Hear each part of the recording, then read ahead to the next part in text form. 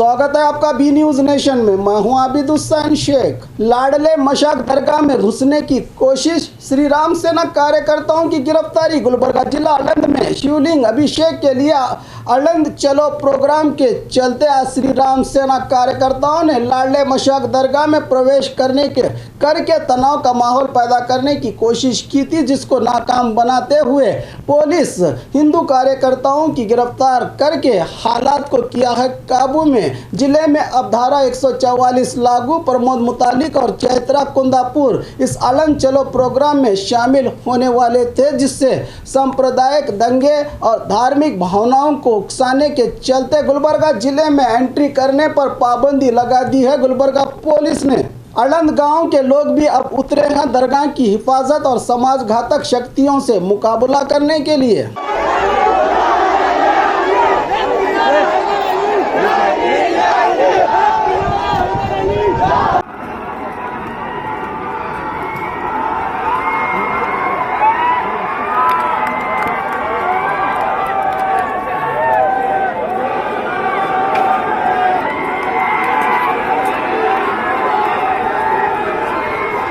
और खबरों के लिए देखते रहिए बी न्यूज नेशन।